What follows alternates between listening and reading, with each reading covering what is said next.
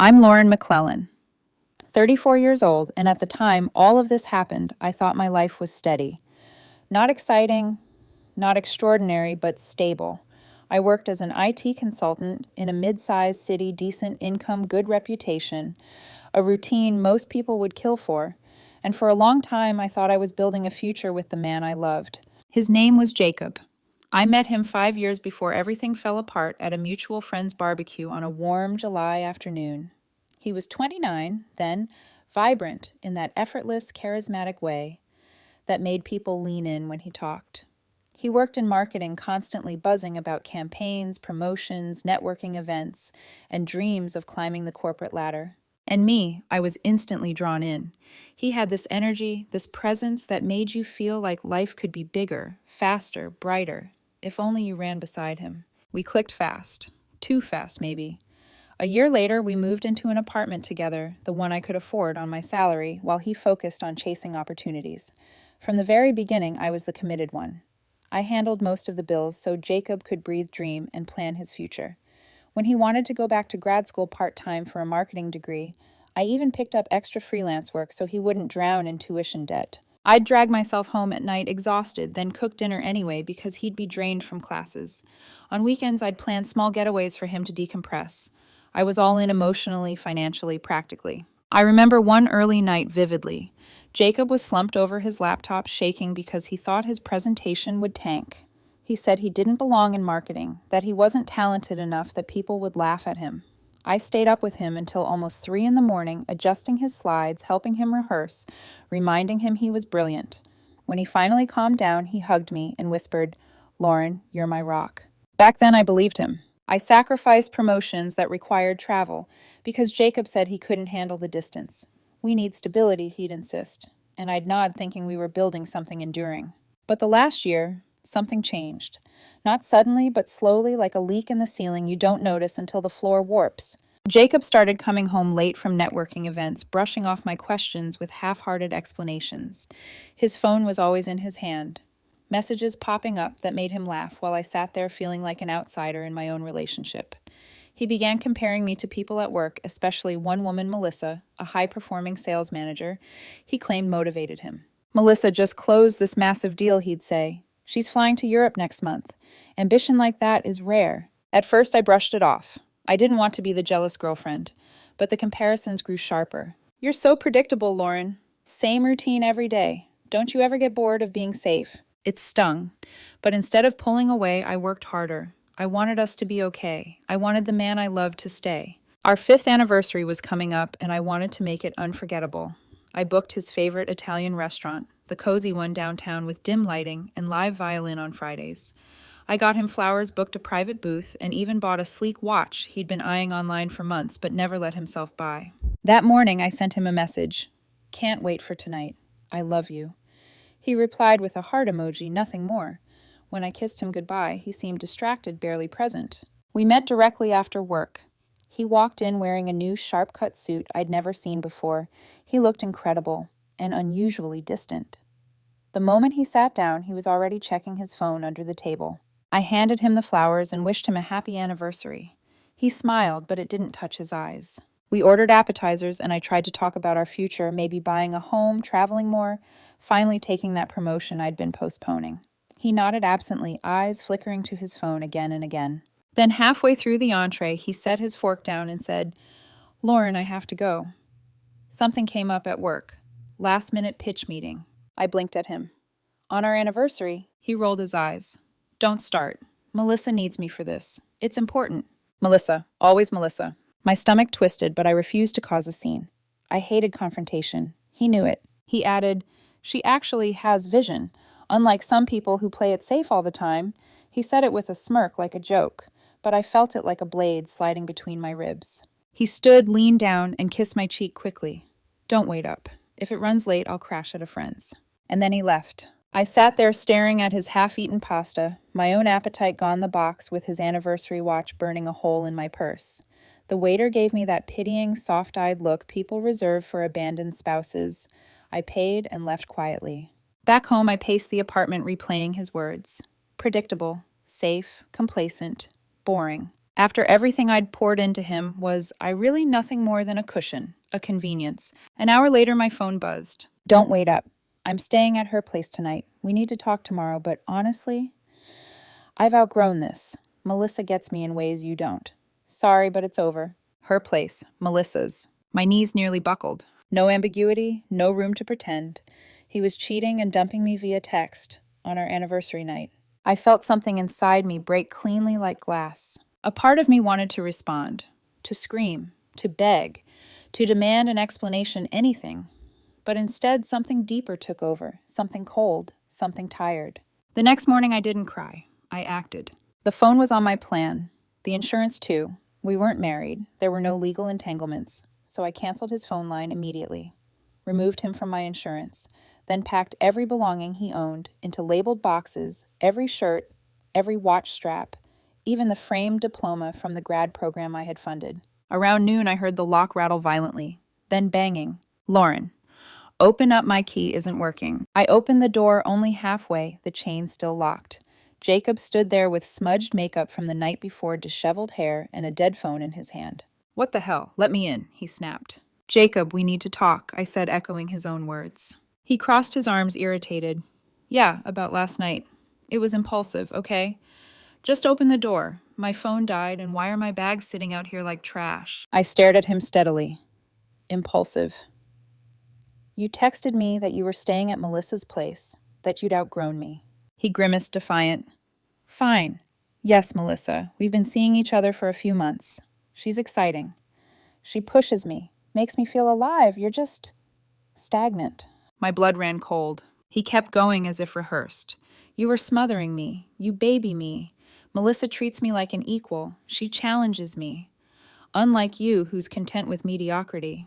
So I said quietly, your logic is to cheat on me because I'm reliable. It's not cheating if I'm ending things. He shrugged. And yes, that's my logic. Twisted to you, maybe, but I've evolved. You should too. He smirked like he'd won something. I didn't break. I didn't tremble. I simply said, your phone isn't yours anymore. I canceled the line. Insurance too. And you're not on the lease. Your things are here. Take them and leave. His face contorted. You what? That's petty, Lauren. How am I supposed to function? You cut me off first, I said calmly. Via text. On our anniversary. He cursed under his breath, grabbed 2 boxes, and stormed off, only to return a minute later, borrowing a neighbor's phone. Lauren, come on, let me in. I need my charger. No, I said. Goodbye, Jacob. I closed the door, and for the first time in years, the silence that followed didn't suffocate me.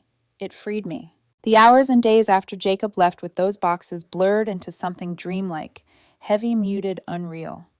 I took a few personal days from work, telling my supervisor I needed time. I didn't say why. I didn't tell anyone, really. I just let the quiet swallow me. Every corner of the apartment felt like a bruise I kept pressing on his empty half of the closet, the spot on the couch where he'd fall asleep after long nights, the mug he always forgot to rinse. And that text, I've outgrown this. Melissa gets me in ways you don't, it replayed in my mind like a cruel chant. But I didn't collapse. Instead, I went still. I made no announcements on social media. I didn't call our mutual friends crying. I didn't send desperate messages asking why. I simply unplugged him from my life. I blocked him everywhere, phone, email, socials. I changed the locks that afternoon. And for a while, I just sat with the betrayal. I let myself feel the sting, the humiliation, the nausea of realizing someone I sacrificed so much for had reduced me to a stepping stone. The words he threw at me, predictable, complacent, mediocre, buzzed in my skull like static. But then another memory surfaced. Last Christmas, I'd surprised him with tickets to the biggest marketing conference of the year, something he'd talked about nonstop but couldn't afford. I'd worked overtime to get the money together. Back then, he'd grabbed me, spun me around, yelled, "You're the best, Lauren." And I'd felt proud, loved, needed. Now looking back, those moments felt staged, like I'd been a convenient place for him to land until he found something shinier. So instead of spiraling, I transformed the hurt into motion. I joined a gym, something I'd put off, because Jacob said he hated sweaty evenings. I started cooking actual meals, for one, experimenting with foods I liked, instead of the quinoa and chicken meal preps he swore by. At work, I finally put in for the promotion I'd turned down 3 times because he needed me home to support his schedule. For once, I prioritized myself. Weeks passed. The quiet became easier. Then the messages began not from Jacob, but from people around us. One evening at a bar, my friend Dave pulled me aside. Hey, I wasn't sure if I should say anything, but Jenna posted some cryptic stories online. I raised an eyebrow. Cryptic how, you know. Finally found my spark. Heart emojis. Stuff like that. My jaw clenched. Subtle. And he hesitated. She's with Mark now. Sorry. I took a sip of my drink, the ice brushing my lips. I figured. He studied my face. You okay? She's telling people you overreacted, that you locked her out like a psycho. I laughed softly, a tired, humorless sound. Yeah, sounds like her version. But even that didn't push me to defend myself. I didn't jump online to clear my name. I didn't call her friends to argue. I just let the world believe what it wanted. Because the truth always rots its way to the surface. Therapy helped too. My therapist listened as I recounted 5 years of sacrifice, insecurity, and slow suffocation. One day she said something that hit like a hammer. Lauren, you were committed to a ghost. A version of Jacob that stopped existing long before you realized it. She was right. I'd held on to a man who'd already drifted away. Then, almost poetic in its timing, the rumors started. Another friend mentioned office drama. Awkward news. Melissa. She's married, and her husband found their messages. I blinked. Married. She told Jacob she was separated. Yeah, apparently. Not really. He found out. Massive blow-up at their office. HR involved. It's ugly. I didn't smile, but I felt a cold quiet shift inside me, like the universe had nudged the scales. More details trickled in over the next week. Melissa's husband confronted her at the office. Screenshots leaked among coworkers. Management got involved. Because she and Jacob worked together, HR flagged the affair as a conflict of interest. Melissa got formally written up and temporarily removed from major clients. Jacob, he was under investigation. Meanwhile, my life expanded. I landed that remote-friendly promotion. More money, more respect, more travel. Something I'd always wanted, but put aside because Jacob couldn't handle long distance. I flew to a conference in another state where I met dozens of ambitious, passionate people. No pressure, no comparison, no belittling, just inspiration. I even went on a few casual dates, not serious, but enough to remind myself that I wasn't boring, predictable, or unlovable. Then, around the 2-month mark, the attempts started. An email from an unfamiliar address. Lauren, we need to talk. Things with Melissa weren't what I thought. Can I come by to pick up my winter coat? Please? Delete. Unknown caller. Voicemail. Hey, it's me. I'm having a tough time.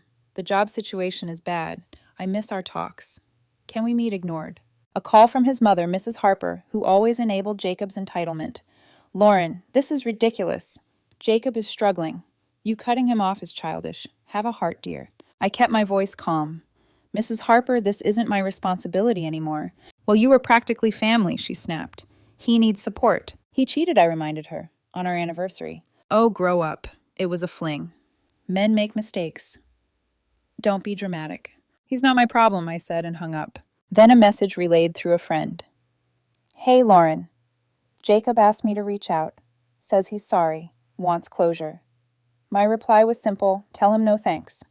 His desperation grew sharper. A new voicemail, furious this time. Fine. Ignore me. But you're heartless, Lauren. I made one mistake and you're punishing me like this. Melissa was a jerk, abusive, controlling. She dumped me when everything blew up. I'm broke. Jobless. You could at least talk to me. I felt nothing. No sympathy, no warmth. Just a kind of distant clarity. He had discarded me. Now karma was discarding him. And I was finally fully free of him. Jacob's downfall didn't happen in one dramatic explosion. It unraveled slowly, thread by thread, until everything he'd built on ego charm and borrowed ambition collapsed under its own weight. I didn't search for updates. I didn't stalk his social media. I didn't ask our friends for details. But when your circles overlap, information has a way of finding you anyway. The first signs were small. A mutual friend texting me a screenshot of Melissa's Instagram story, a blank screen with a quote about choosing yourself even when the world misunderstands you. Melissa had never been subtle. Then came the bigger cracks. Turns out Melissa's husband hadn't just confronted her, he'd filed for divorce immediately. And since she and Jacob worked together, the whole affair spilled into the office. People took sides, HR got involved again. One afternoon, Dave messaged me. you won't believe this. Jacob got canned today. I didn't respond. Not out of cruelty, but because, what could I say? I'm sorry. Serves him right. Neither felt honest. Later I heard he didn't get severance. His reputation was damaged, and management didn't want the mess tainting their brand. Suddenly, his LinkedIn showed a quiet, open-to-work badge. His mom started posting vague, pitiful messages about how life is unfair to good people. By then, I was too busy moving forward to care. My promotion had kicked in. More travel, more flexibility, more confidence. I felt myself coming back to life, sleeping better, eating better, smiling more. I didn't wake up every day wondering if my partner loved me. I didn't worry about proving my worth to someone who treated stability like a flaw. Meanwhile, Jacob's life kept fraying. His credit cards were maxed. His savings were gone. He was crashing with his mother in the same cramped apartment he once mocked as proof of generational failure. And Melissa. From what I heard, she'd ghosted him completely after the divorce drama made her look bad. Their passionate connection lasted only as long as she needed a distraction from her own crumbling marriage. Once everything went public, she cut him off to salvage what she could. But karma wasn't finished with him yet. The screenshots of their affair, hundreds of texts, made rounds beyond the office. He became the punchline of group chats he once bragged in. He tried cleaning up his image online, but people called him out. Comments under his posts were brutal. You cheated on your anniversary. Own it. Melissa used you, and you still threw your life away. This is why loyalty matters. One night, my phone lit up with a voicemail from an unknown number. Lauren, it's Jacob. Please don't hang up if you hear this. I messed up. Melissa lied. She said she was separated. She wasn't. She played me. Everything blew up. I lost my job. Mom's on my back 24/7. I'm applying everywhere, but no one's calling me. Just, can we talk? Maybe you could help me get a recommendation or let me crash with you for a bit, just until I get back on my feet.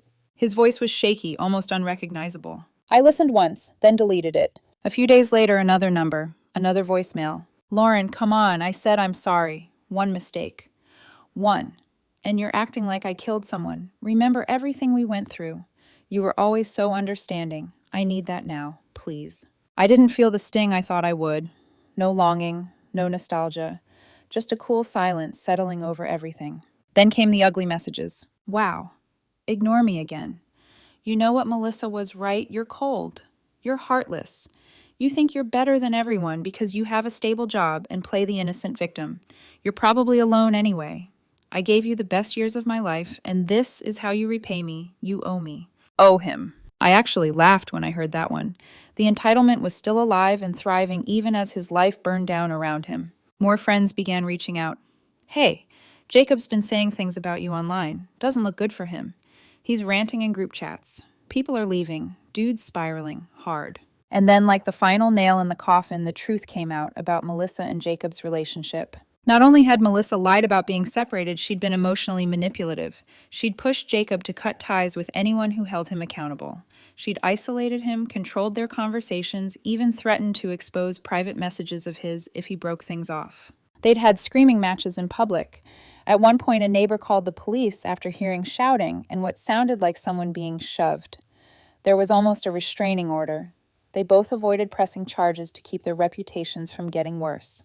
But the damage was done. Jacob had hit rock bottom financially, socially, emotionally. And I, who he once called predictable, boring, mediocre, was thriving. I didn't feel triumphant, just relieved.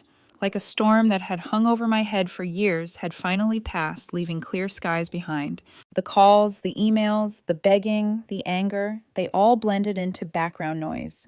He became like a character from an old book I'd finished long ago, no longer relevant to the chapter I was living. But the universe wasn't done weaving our story together just yet, because the final confrontation, the one that truly closed the door, was waiting for me at a place Jacob never should have been. 6 months had passed since the anniversary night that detonated my life. 6 months since I watched the man I once loved walk away into someone else's arms. 6 months since I began rebuilding myself from the ground up.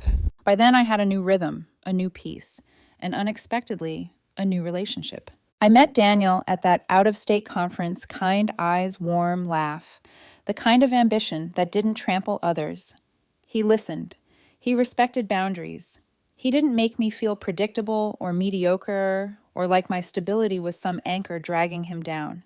We weren't rushing anything, but being with him felt light, effortless, real. So when our mutual friend Dave invited me to his wedding, insisting I come, "You're glowing these days. Show it, Lore." I said yes. The venue was gorgeous, fairy lights draped across old oak beams, champagne flowing soft jazz, floating through warm summer air. Daniel held my hand as we mingled, introducing me proudly as his partner. For the first time in a long time, I wasn't pretending. I felt genuinely happy. And then I saw him. Jacob stood near the entrance wearing a wrinkled button-down and a tie that looked like it had been yanked on in a cab. His eyes were red, either from drinking, crying, or both. He wasn't invited.